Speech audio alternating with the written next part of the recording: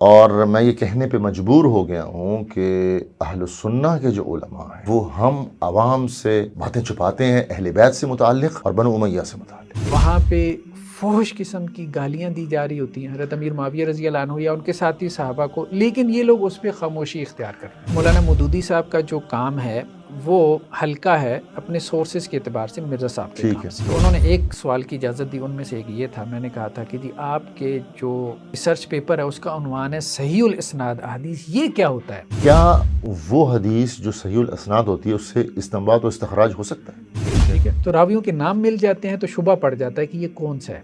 تو انہوں نے کہا بھائی داؤد بن ابراہیم 5 ہیں۔ اچھا جنہوں نے صحیح کہا نا، لیکن داؤد بن ابراہیم الواسطی یہ بھی 5 ہیں؟ نہیں، واسطی 5 نہیں ہے، داؤد بن ابراہیم۔ یہ کون ہے آپ بھلے متعین کر دیتے، ابھی تو ہم اس میں جا ہی نہیں رہے نا، کیا آپ نے متعین کیا کہ نہیں؟ آپ نے خلافت کے باب میں دیکھیں، ہم یہ کہتے ہیں خلافت کے حوالے سے ایک بیانیہ وہ ہے جو ہمیں صحیح عین سے ملتا ہے، صحیح بخاری صحیح مسلم سے۔ ایک بیانیہ وہ ہے جو اس سے نیچے درجے کی کتابیں ہیں، سنن کی کتابیں جنہیں ہم کہتے ہیں۔ آپ دیکھیں گے خلافت کے حوالے سے جو حدیثیں صحیح عین کی ہیں وہ مرزا صاحب نے ذکر ہی نہیں کی۔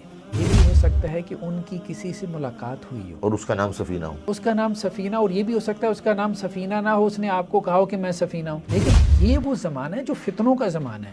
مرزا صاحب نے جب یہ دونوں بیان کیے تو انہیں چاہیے تھا نا، جب وہ کلیم کر رہے ہیں ریسرچ پیپر ہے، تو اس ریسرچ پیپر کو لکھتے ہوئے ان کے ذہن میں یہ کوسچن تو اٹھنا چاہیے تھا نا کہ بھائی یہاں پہ مطلب زیادہ تر روایات میں خلافت کا لفظ آ رہا ہے اور بعض میں جو ہے وہ خلافت علی منہاج النبوہ آ رہا ہے، تو کون سا لفظ درست ہے؟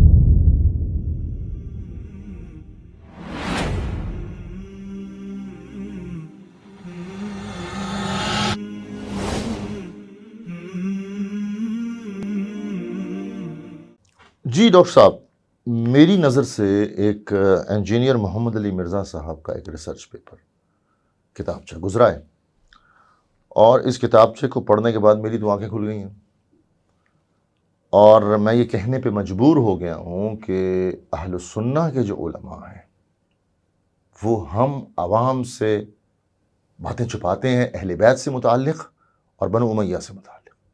تو آپ اس بارے میں کیا فرمائیں گے؟ جزاکم اللہ ڈاکٹر صاحب، بہت شکریہ، آپ نے وقت نکالا اس پروگرام کے لیے۔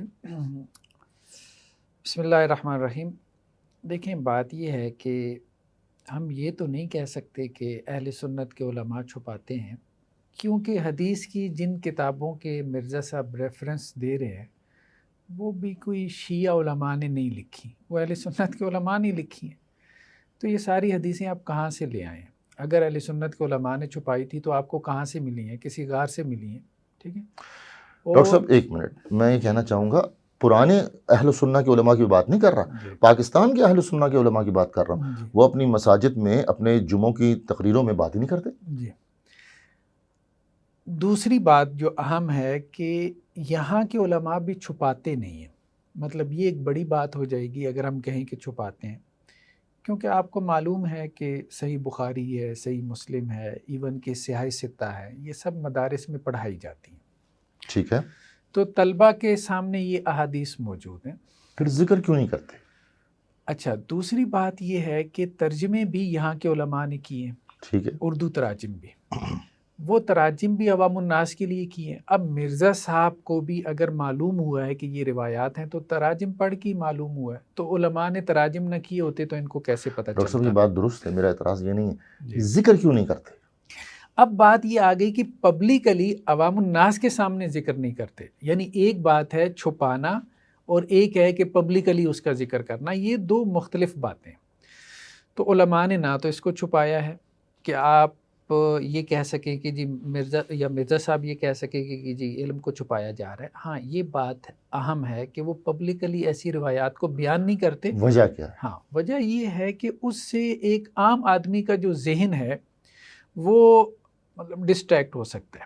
اچھا ہم اس بات کو یوں بھی سمجھ سکتے ہیں کہ مرزا صاحب نے جب پبلکلی ان روایات کو بیان کیا تو کیا نتیجہ نکلا؟ ٹھیک ہے، لوگوں کو پتہ چل گیا، لوگوں کو صرف پتہ نہیں چلا، اس سے فرقہ واریت بڑھی ہے۔ وہ کیسے؟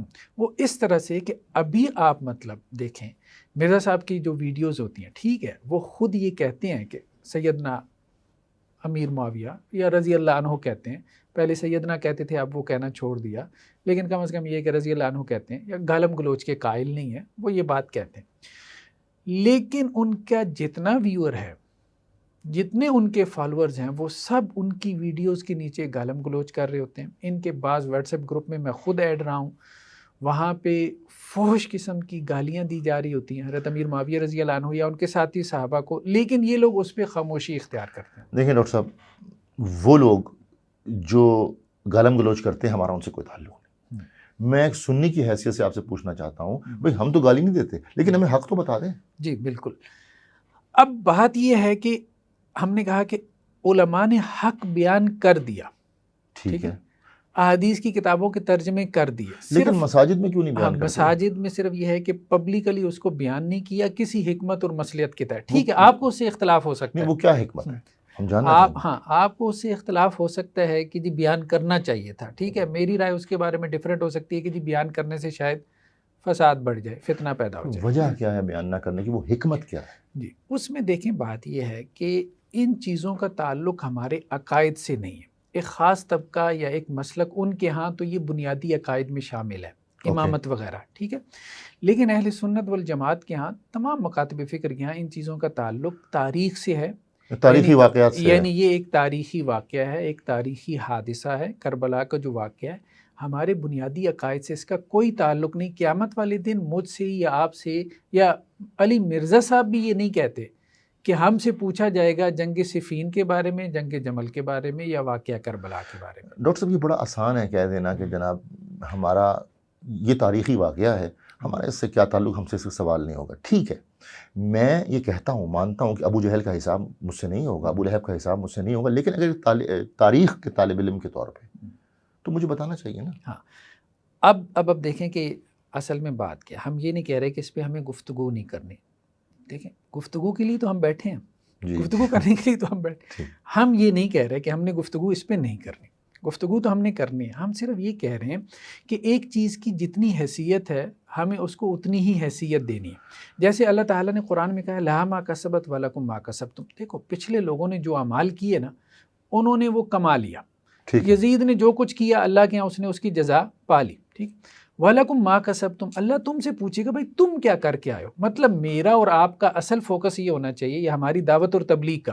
آپ کہہ رہے ہیں نا ممبروں سے یہ بات نہیں ہو رہی، میرے خیال میں ممبر کا اصل مقصد یہ ہے لوگوں کی کریکٹر بلڈنگ، لوگوں کے اخلاق کو سنبھالنا. ڈاکٹر صاحب جو میں ابھی تک آپ کی گفتگو سے سمجھا ہوں کہ یہ وہ موضوع ہے جو ہمارے عقیدے کا حصہ نہیں ہے. نمبر 1، جس نے کیا وہ اللہ کے سامنے جواب دہ ہے.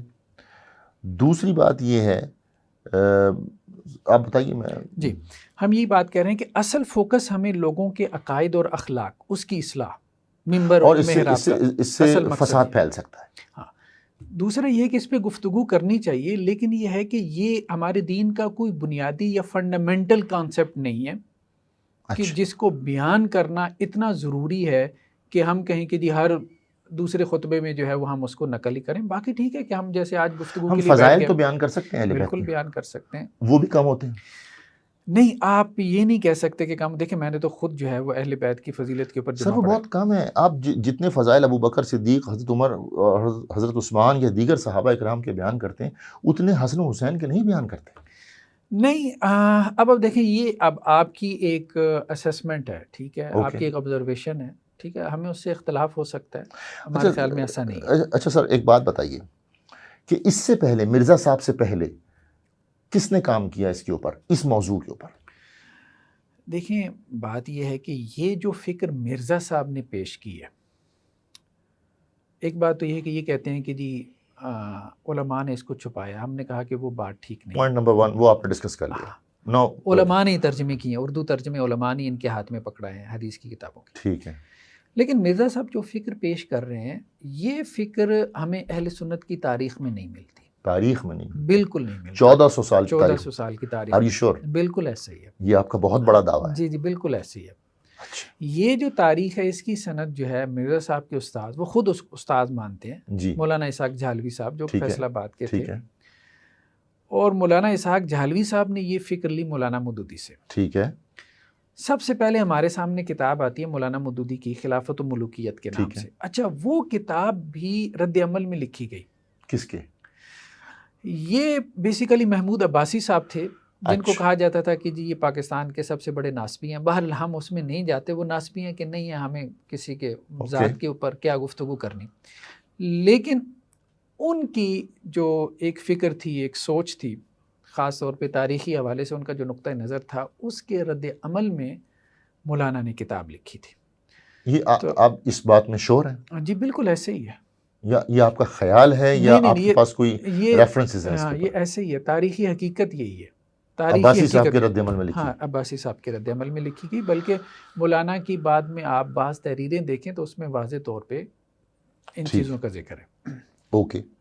تو مودودی صاحب نے بھی کام کیا، مرزا صاحب نے بھی کام کیا، تو آپ اگر دونوں کا موازنہ کریں تو کیا کہیں گے ایک استاد کی حیثیت سے؟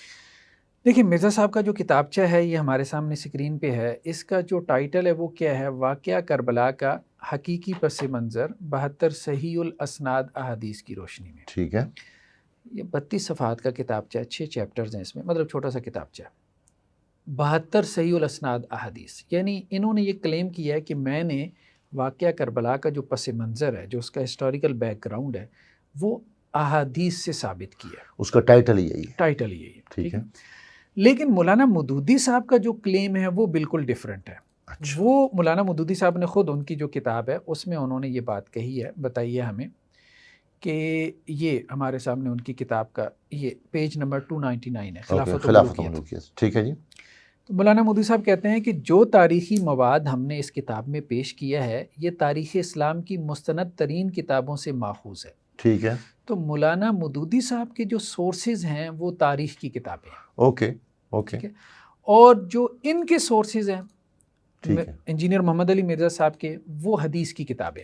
تو ہم یہ کہہ سکتے ہیں دونوں کے لٹریچر ڈیفرنٹ ہے، سورسز ڈیفرنٹ ہیں. تو ہم یہ کہہ سکتے ہیں کہ ایک اعتبار سے مرزا صاحب کا جو کام ہے وہ مولانا مودودی سے بہتر ہے، یعنی سورسز کے اعتبار سے. اچھا اوکے. مولانا مودودی کے سورسز تاریخ کی کتابیں، اور ہمیں معلوم ہے کہ تاریخ کی کتابوں میں رتب و یابس جمع ہے. ٹھیک ہے. لیکن انجینئر علی مرزا صاحب کو ہمیں اس لحاظ سے اپریشیٹ کرنا چاہیے. چلیں آپ بھی کہیں، ہم کر لیتے ہیں اپریشیٹ.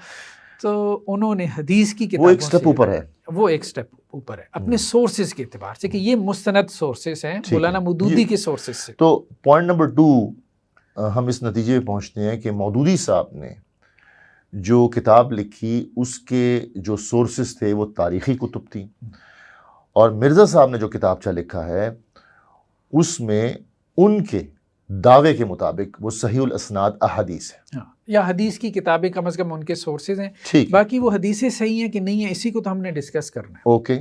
لیکن ان کا دعویٰ ہے صحیح الاسناد. ہاں ان کا دعویٰ، ان کا کلیم یہی ہے. ٹھیک ہے.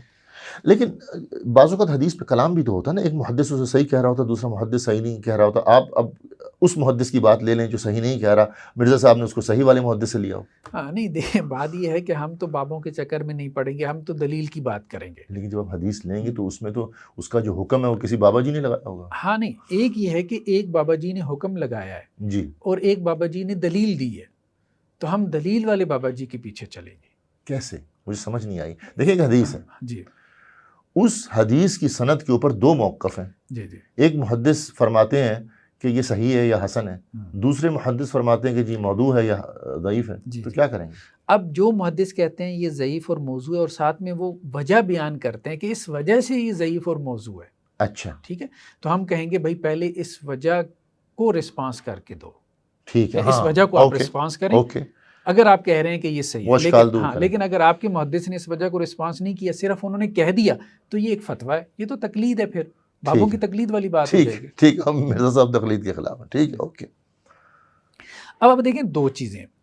ایک چیز تو یہ ہے کہ مولانا مودودی صاحب کا جو کام ہے وہ ہلکا ہے اپنے سورسز کے اعتبار سے مرزا صاحب کے کام سے، لیکن ایک اعتبار سے مولانا مودودی صاحب کا کام بہتر ہے مرزا صاحب کے کام سے. وہ کس اسپیکٹ سے؟ وہ یہ ہے کہ مولانا مودودی صاحب چونکہ ایک تحریک تھی اور ان کا ایک مقصد تھا کہ ہم نے نظام خلافت لے کے آنا ہے، تو انہوں نے کم از کم جسے کہتے ہیں نا کہ جی ایک اس کے اندر جو ہے وہ انٹلیکچوئل تھاٹ اس چیز کو شامل کرنے کی کوشش کی اور کہا کہ میں نے ایک بہت بڑے کویسچن کا جواب دیا اس کتاب کے ذریعے. اوکے. اور وہ کویسچن کیا ہے کہ خلافت سے ملوکیت کیسے آتی ہے. اوکے. مطلب وہ کیا فیکٹرز ہوتے ہیں کہ ایک نظام جو کہ خلافت کا نظام ہے وہ ملوکیت میں کنورٹ ہو جاتا ہے. یعنی خلافت کیسے کنورٹ ہوئی ملوکیت کے اندر. یہ ان کا ریسرچ کویسچن تھا. یہ ان کا ریسرچ کویسچن تھا. اس لحاظ سے مودودی صاحب کا کام بہتر ہے. ہاں. اور اس لحاظ سے مرزا صاحب کا کام بہتر ہے کہ ان کا دعویٰ ہے صحیح الاسناد احادیث اور مودودی صاحب ادھر تاریخی کتب کے حوالہ جات دیتے. جی جی ٹھیک. یعنی دونوں اشخاص کے کام بہتر بھی ہیں ایک دوسرے سے، ایک ڈائمنشن میں اور دوسری ڈائمنشن میں دوسرے. مولانا مودودی صاحب بہرحال ایک مفکر تھے، پولیٹیکل تھنکرز تھے. اوکے. ٹھیک ہے. تو انہوں نے پہلے ریسرچ کویسچن جو ہے وہ اپنے سامنے رکھا، پھر اس کے اعتبار سے پوری کتاب کو مرتب کیا. اچھا انہوں نے کیا کیا، انہوں نے بس حدیثیں جمع کر دی. مطلب ان کے سامنے وہ نہیں ہے پہلے کوئی ریسرچ کویسچنز ہے، ہائپوتھیسز ہے، اب آپ نے اس کو کوئی ایڈریس کرنا ہے. وہ چیز آپ کو یہاں پہ مفقود نظر آتی ہے. مطلب جو ریسرچ کا ہمارے ہاں آبجیکٹو تو ہے نا، ریسرچ آبجیکٹو تو ہے. ٹھیک ہے. آبجیکٹو تو نیگیٹو ہم کہیں گے ہے. ٹھیک ہے. وہ تو ہم تو پھر آبجیکٹو نیگیٹو بھی ہو سکتے ہیں. ہاں آبجیکٹو نیگیٹو بھی ہو سکتے ہیں. ہم تو یہ کہیں گے کہ لیکن یہ ہے کہ ریسرچ کویسچن نہیں ہے. اچھا اب مودودی صاحب کو دیکھیں. لیکن آبجیکٹیوز ہی تو ریسرچ کویسچن بن سکتے ہیں. ہاں آبجیکٹیو ریسرچ کویسچن جو ہے وہ بن سکتے ہیں. اب دیکھیں مولانا مودودی صاحب جو ہیں، یہ ہم اسکرین پہ دکھا رہے ہیں. اوکے. پورا چیپٹر باندھا انہوں نے کہ خلافت اور ملوکیت کا فرق کیا ہے. اوکے. اب انہوں نے 8 چیزیں بیان کی ہیں. اچھا مودودی صاحب پہ ہم علیحدہ سے ایپیسوڈز کریں گے. ٹھیک ہے. تو انہوں نے کہا کہ خلافت میں اور ملوکیت میں، یعنی خلافت کا نظام ہے اور ملوکیت کا نظام ہے. اوکے. بھائی اس میں یہ 8 قسم کے فرق ہیں. مثال کے طور پہ مطلب خلافت کے اندر جو خلفاء کی طرز زندگی ہے وہ اور طرح کی ہوتی ہے، فقیرانہ درویشانہ ہوتی ہے، اور ملوکیت کے اندر جو ہے شاہانہ ہوتی ہے. مطلب یہ انہوں نے ایک فرق بیان کیا. اب ہم اسے ایگری کریں نہ کریں وہ ایک، لیکن یہ چیز آپ کو وہاں پہ مفقود نظر آتی ہے. وہاں صرف کیا ہے، حدیثیں نقل کر دی گئی ہیں. تو اب یہ بتائیے، آپ نے یہ جو مودودی صاحب رحمہ اللہ نے فکر دی تھی، اس سے پہلے یہ فکر کس نے دی؟ اس سے پہلے یہ فکر ہمیں کہیں نظر نہیں آتی اس اعتبار سے. دیکھیں اصل میں نیریٹو 3 ہے، 3 نیریٹو ہیں. ایک نیریٹو ہے اہل سنت والجماعت کا. اہل سنت والجماعت کا نیریٹو اگر آپ نے دیکھنا ہو نا تو مودودی صاحب کے رسپانس میں 2 کتابیں لکھی. یہ ایک کتاب ہے مولانا مفتی تقی عثمانی صاحب کی، حضرت امیر معاویہ اور تاریخی حقائق. ٹھیک ہے. یہ مولانا مودودی کے رسپانس بھی لکھی گئی. دوسری خلافت و ملوکیت کی تاریخی و شرعی حیثیت، یہ ان کی کتاب ہے مولانا صلاح الدین یوسف صاحب کی. اوکے. اب تقی عثمانی صاحب نے یہ بات بہت سارے ریسورسز کو کھنگالنے کے بعد کلیئر کی ہے، اور یہاں عقائد کی کتابوں کے حوالے جمع کرتی ہیں. یہ جو پیج میرے سامنے ہے، تقی صاحب کی کتاب کا پیج نمبر ہے 151. اس میں اب شرح الفقہ الاکبر سے وہ شروع ہوئے ہیں. ٹھیک ہے. امام ابو حنیفہ کی کتاب تھی فقہ اکبر، اس کی پھر شروعات لکھی گئیں. پھر نبراس ہے، عقیدے کی کتاب ہے. پھر عقیدہ واسطی ہے، سلفی عقیدے کی کتاب ہے. پھر العواصم من القواسم عقیدے کی کتاب ہے.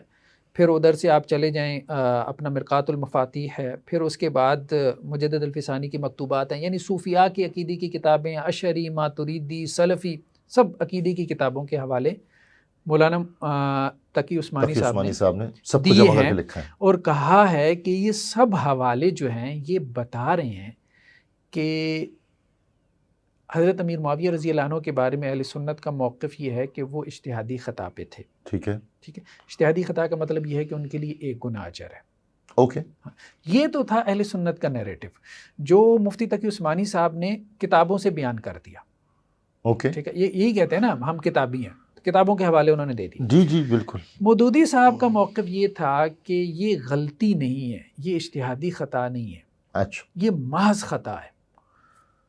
محض خطا ہے، انٹینشنلی نہیں. وہ یہ نہیں کہتے کہ انٹینشنلی ہے. پھر وہ کیا کہتے ہیں؟ یہ بات جو ہے انٹینشن کی ہے مرزا صاحب نے اور اسحاق جہلوی صاحب نے. اچھا اب یہ فرق آ گیا جی. اسحاق جہلوی صاحب اور مرزا صاحب جی جی اور مودودی صاحب. جی. مودودی صاحب امیر معاویہ رضی اللہ تعالی عنہ کی غلطی کو اجتہادی خطا نہیں کہتے، خطا کہتے ہیں. جی جی.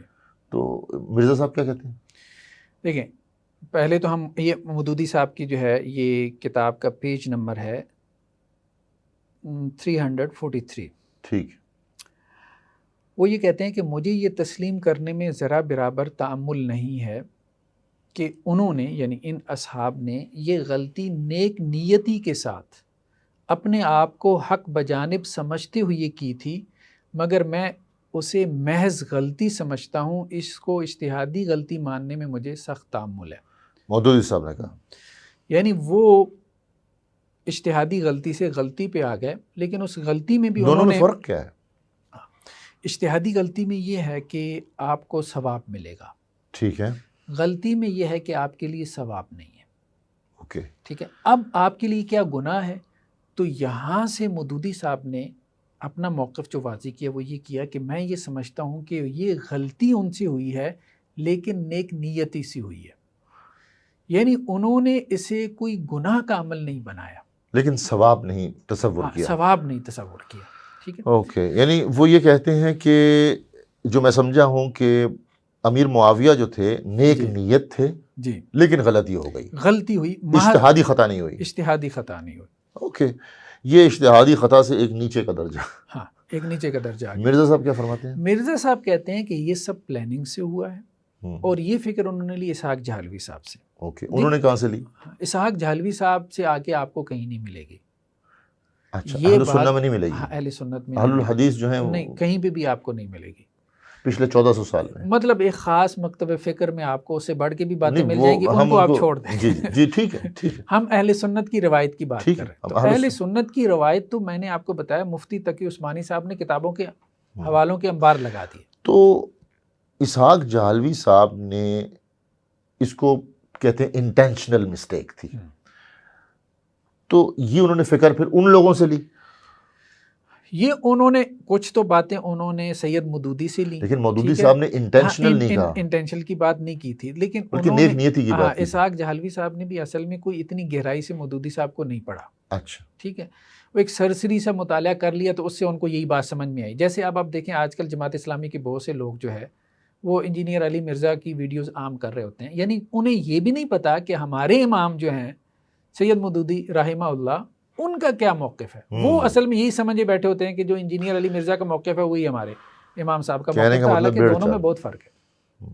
ٹھیک ہے، تو اب یہ بتائیے، یہ بھی کلیئر ہو گیا کہ مرزا صاحب کی کل فکر اس کتابچے میں اس کی کیا حیثیت ہے، ان کی کل فکر ہے کیا؟ ہاں دیکھیں، بات یہ ہے کہ جب بھی ہمیں کسی کی فکر پہ گفتگو کرنی ہے تو یہ بات بہت اہم ہے کہ ہمیں اس کی بنیادی فکر پہ گفتگو کرنی چاہیے۔ ٹھیک ہے، کچھ نظریات ایسے ہوتے ہیں ادھر ادھر کے، کبھی آپ نے بیان کر دیے یہ وہ، لیکن یہ وہ کتابچہ ہے جس کے بارے میں مرزا صاحب کا کلیم یہ ہے کہ یہ دی بیسٹ پروڈکٹ ہے۔ اوکے، یا اس کو وہ کہتے ہیں جی یہ علماء کے خلاف میرا ہائیڈروجن بم ہے، بلکہ آپ یوں بھی کہہ سکتے ہیں جذبات میں کہہ جاتے ہیں، جذبات میں کہہ جاتے ہیں۔ ٹھیک ہے، وہ بہت سی باتیں جذبات میں کہہ جاتے ہیں، لیکن آپ کو کم از کم یہ بات ماننی پڑے گی کہ وہ جذبات میں جتنا کچھ کہہ جاتے ہیں ہم اس کو بدتمیزی کم از کم کہہ سکتے ہیں، کم از کم۔ اور یہ میں نے دیکھا ہے، ویسے میری ویڈیوز کے نیچے بھی لوگوں کے کمنٹس آتے ہیں، اور لوگ اکثر جو ان کے فالورز بھی ہیں وہ یہ کہتے ہیں ٹھیک ہے مرزا صاحب جیسے بھی ہیں، مطلب ہمیں ان کے موقف سے اتفاق ہے، لیکن یہ بات ٹھیک ہے کہ اخلاق ان کے جو ہے نا وہ بدتمیزانہ ہیں، اور اس میں ان کے اجڑ پن نظر آتا ہے، ایل مینرڈ ہیں۔ وہ یہ کہتے ہیں کہ یہ ریئیکشن ہے۔ دیکھیں، ریئیکشن تو پھر ہمیں بھی ہونا چاہیے، ہم تو ویسے ریئیکشن کا اظہار نہیں کر رہے، ہم تو ویسے ریئیکشن کے، اگر ہم جو ہے وہ پولائٹلی گفتگو کر سکتے ہیں تو وہ بھی کیوں نہیں آرام سے گفتگو کر سکتے؟ یہ کہنے کی کیا ضرورت ہے کہ میں ان کی شلوار اتار دوں گا، مطلب ایسے، ٹھیک ہے، اور میں یہ کر دوں گا، وہ ایسی بازاری زبان جو ہے اب مطلب استعمال کرنا، اب اللہ معافی دے، تو وہ تو ابو یحییٰ نور پوری صاحب نے ان کی وہ کافی سارے آپ کہہ لیں کہ جی چنک سے اکٹھے کیے ہیں اور ان کو پبلش کیے ہیں، پارلیمانی زبان ان کی جو ہے۔ وہ کہتے ہیں کہ جی ہمارے ساتھ زیادتی ہوئی، اہل بیت سے ہم محبت کرتے ہیں، بنو امیہ نے زیادتیاں کی، ان چیزوں کو چھپایا گیا، تو ظاہر ہے اب ہماری طرف سے ریئیکشن تو آنا ہے۔ لیکن ایک بات اہم ہے، وہ جو بات کرتے ہیں نا جی بنو امیہ بنو امیہ، بنو امیہ کی ایک پکچر بناتے ہیں، ٹھیک ہے، ایک امیج بناتے ہیں، مجھے بتائیں کہ یہ اپنے اخلاق کے اعتبار سے علی مرزا صاحب یا ان کے فالورز یہ بنو امیہ کے اس اخلاق پر ہیں یا حضرت علی رضی اللہ عنہ کے اخلاق پر ہیں؟ اگر یہ علوی ہیں، اگر انہیں یہ دعویٰ ہے کہ یہ حضرت علی رضی اللہ عنہ کے فالوور ہیں تو ان کے بارے میں تو یہ ہے کہ انہوں نے تو کبھی گالی نہیں دی. آپ بھی تو ماشاءاللہ آل علی ہیں. تو خیر کہنے کا مقصد یہ ہے کہ اخلاق سارے آپ کے بنو امیہ والے ہیں. جی ٹھیک ہے, رویے سارے آپ کے بنو امیہ والے ہوں اور آپ اپنے آپ کو شیعان علی میں شمار کر رہے ہیں. آپ کا کہنے کا مطلب یہ ہے کہ اگر آپ کو اہل بیت سے محبت ہے جیسا کہ آپ فرماتے ہیں تو پھر اخلاق بھی ان جیسے اپنائیں. اخلاق ان کے اور اس پہ تو میرا خیال ہے کہ اجماع ہے کہ اہل بیت کے اخلاق بہت اچھے تھے, بہترین تھے. یعنی بنو امیہ اگر برے ہیں جو القابات وہ نوازتے ہیں تو ویسے اخلاق تو نہ اپنائیں نا.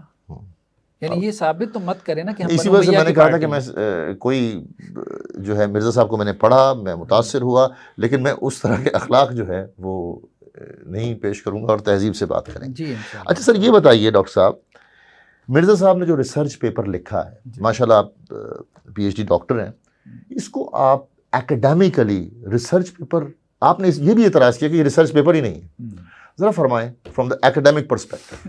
جی انشاءاللہ ہم اس پہ نیکسٹ ایپیسوڈ میں گفتگو کرتے ہیں. ٹھیک ہے.